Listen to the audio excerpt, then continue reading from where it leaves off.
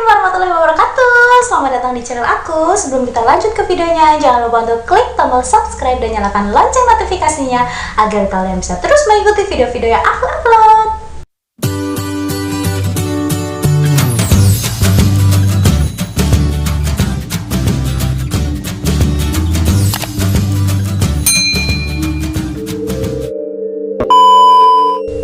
Untuk video kali ini aku bakal bahas tentang Sixth Sense. Jadi buat kalian yang belum tahu Sixth Sense itu biasa disebut sama orang-orang adalah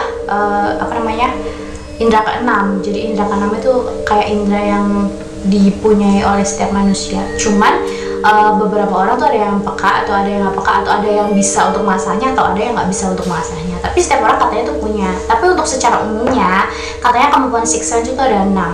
Jadi untuk yang pertama itu namanya telepati atau kemampuan membaca pikiran. Yang kedua itu namanya clairvoyance atau kemampuan melihat peristiwa yang ada atau yang terjadi di tempat lain. Untuk yang ketiga itu precognition atau kemampuan meramalkan kejadian yang akan datang. Dan yang keempat ada retrocognition atau kemampuan melihat peristiwa di masa lampau. Yang kelima ada mediumship atau kemampuan menggunakan roh sebagai medium. Dan yang keenam ada psikometri atau kemampuan buat menggali informasi melewati sebuah benda. Kayak kalau kita pegang sebuah benda nih, terus kayak kita lihat hal apa yang terakhir terjadi di sekitar benda itu, kayak gitu. Itu kalau secara umumnya tuh ada 6. Tapi kita kembali lagi, kayak kebanyakan kan orang-orang tuh taunya kalau kamu indigo ya, kamu ini ya, kamu bisa lihat setan berarti kamu indigo. Enggak, sebenarnya indigo itu pengertiannya bukan seperti itu. Kalau misal bisa lihat setan atau segala macam, itu lebih ke kayak sixth sense kita itu yang memiliki perasaan atau kepekaan yang berlebih. Makanya kita bisa merasakan hal gaib, atau kita pernah melihat hantu atau setan atau segala macam, itu lebih ke arah sixth sense, bukan indigo. Jadi kalau misal ada orang-orang yang bilang aku tuh indigo, aku tuh ini, kayaknya kita harus telusuri lagi, karena biasanya kalau orang-orang indigo tuh kayak kata-katanya tuh kayak mungkin lebih ke Roikyoshi ya, itu kayaknya bisa disebut sebagai indigo. Tapi kalau untuk orang yang hanya sekedar melihat atau merasakan, maybe kurasa dia hanya memiliki sixth sense. Ya, berbicara masalah sixth sense, jadi di sini aku mau sharing sama kalian tentang sixth sense yang emang benar-benar aku alami sendiri. Jadi waktu itu ceritanya kayak gini. Ini katanya mama aku ya.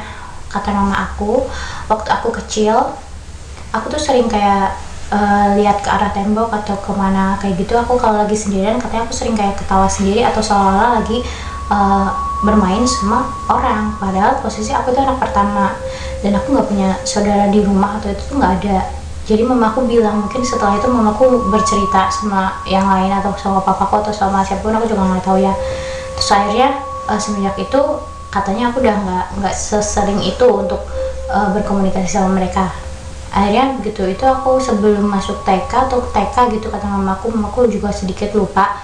Katanya waktu itu tuh kan sebelum jam 12 siang aku tuh duduk di teras rumah, dan sebelah rumahku kan jalan setapak nih, dan itu jalan gang buntu gitu yang berujung pada sebuah sungai kecil.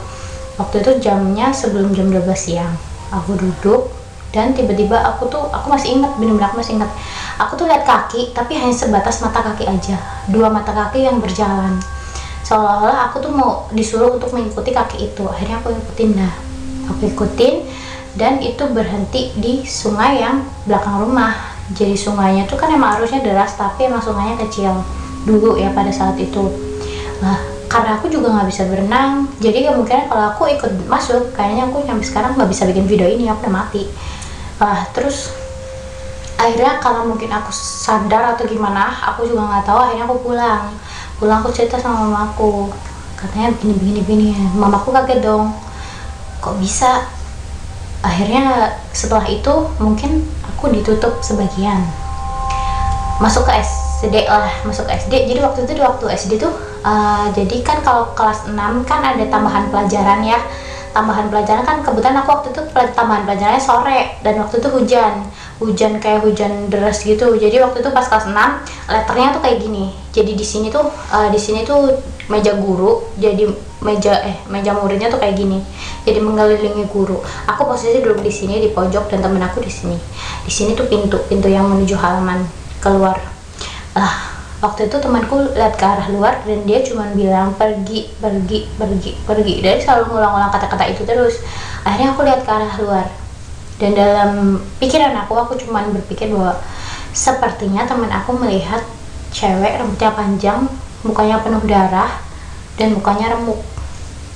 Aku nanya sama teman aku, apa yang kamu lihat? Apa kamu ngeliat kayak gini? Aku nanya kayak gitu, dan ternyata jawabannya betul. Apa yang aku omongin dan apa yang ada di pikiran aku ternyata memang betul. Temen aku ngeliat hal itu.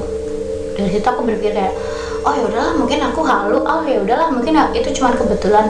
Aku mikir seperti itu karena aku nggak terlalu berpikiran kemana-mana waktu itu. Ada hari berikutnya temen aku tuh bilang, katanya di tangannya tuh banyak binatang kecil-kecil gitu. Dan katanya binatang itu gerak-gerak. Terus temen aku nanya sama aku, Ajeng kamu lihat ini kan? Terus aku jawab gini, waktu itu teman aku belum bilang bahwa itu ada binatang. Ajeng kamu lihat apa di sini? Terus aku bilang, ada binatang ya kecil-kecil yang jalan warna hitam. Aku waktu itu bilang kayak gitu, padahal posisi aku nggak tahu kalau di situ ada binatang atau enggak. Aku cuman kayak asal nyeplos aja gitu. Nah ternyata betul, di situ ada binatang kecil-kecil yang lagi jalan di tangan dia gitu. Nah setelah itu kan SD nih, aku belum begitu berpikiran ke arahnya. Aku nggak tahu namanya siksen, nggak tahu apapun lah ya. Pokoknya masuklah ke SMP juga ada beberapa kejadian yang tapi aku nggak terlalu berpikiran ke sana karena aku juga nggak punya teman-teman yang paham akan siksen gitu loh. Jadi habis itu kan kemudian aku masuk SMK nih, dan waktu aku SMK itu kan circle pertemanan aku kan seputar siksen itu emang udah ya seperti video yang sebelumnya kan emang udah aku jelasin tentang hal kayak gitu kan sedikit. Jadi aku mulai paham nih siksen itu seperti ini dan seperti itu, dan aku udah mulai mengendalikan diri dan lain sebagainya. Dan aku juga udah mulai cerita nih sama orang tua aku tentang perihal hal ini, dan mulai dari situ orang tua aku udah mulai kayak percaya sama aku tentang kemampuan aku yang seperti ini. Karena sebelumnya kan memang benar-benar mereka menutup rapat tentang hal ini, mungkin maksudnya biar aku nggak takut atau gimana ya kan.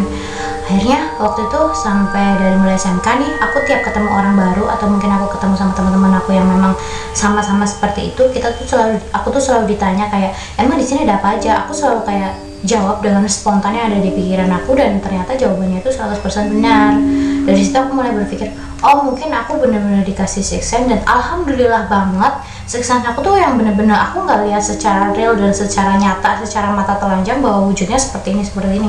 Dan aku benar-benar bersyukur banget karena kalau kita lihat secara wujud nyatanya atau secara mata telanjangnya itu benar-benar nyeremin dan nakutin. Ibaratnya kita melihat hal yang absurd gitu loh, kayak yang mukanya remuk lah, atau yang mungkin mukanya darah doang lah, atau mungkin yang palanya ditenteng lah, atau segala macam. Itu benar-benar bikin mual dan muntah, belum lagi dengan bau mereka yang anyir segala macam gitu loh. Itu kan benar-benar gak enak. Nah alhamdulillah aku hanya melihat secara mata batin yang lain gitu loh. Dan aku punya sedikit cerita ya sama kalian, aku mau sharing.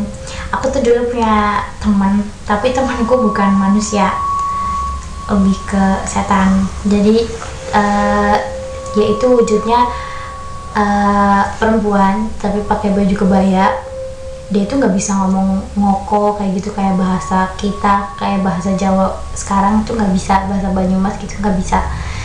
Tapi dia bisanya cuma bahasa Krama Inggil. Kalau kalian nggak tahu Krama Inggil, kalian bisa searching lah di internet lah ya. Intinya dia tuh cuma bisa ngomong pakai bahasa Krama. Jadi wujudnya dia cewek lah, cantik banget. Aku yakin dulu waktu semasa hidupnya dia pasti cantik banget. Tapi aku nggak tahu dia meninggalnya kenapa ya. Dia sering komunikasi sama aku, tapi aku masukin lewat temen aku. Jadi kayak dia masuk di tubuh temen aku, baru nanti aku tanya-tanya sama dia. Karena memang kalau untuk komunikasi secara kayak gini kan aku nggak bisa, aku hanya bisa lewat kayak gitu, ada media gitu. Nanya lah aku, kenapa kok dia sering sama aku gitu. Katanya ya kepengen aja gitu. Nah terus akhirnya aku tanya namanya siapa, dia jawab namanya Santi. Dan setelah itu akhirnya aku nanya-nanya dia dari mana segala macam. Semenjak itu ya udahlah, akhirnya aku bilang bahwa ya udahlah nggak apa-apa, kalau memang mau saya mau berteman nggak apa-apa, tapi ya yang penting kita nggak ganggu satu sama lain, sewajarnya aja. Soalnya kita kan punya dunia beda-beda kan ya. Udah, tapi ya gitu, dia sering main sama teman-teman kelas aku gitu. Kadang kalau kita lagi gabut gitu ya, kadang suruh masuk di tubuh teman aku, nanti kita nanya-nanya kayak gitu. Ya biasa aja, nggak yang nyeremin banget, karena waktu itu kan kelas kita kan kayak gitu. Kalau mungkin kalau di kelas lain udah bikin heboh kali ya. Terus sampai akhirnya aku pernah punya masalah lah sama dia, kayak bukan masalah sih, lebih kayak ke aku nggak pengen lah diikutin sama dia lagi gitu loh.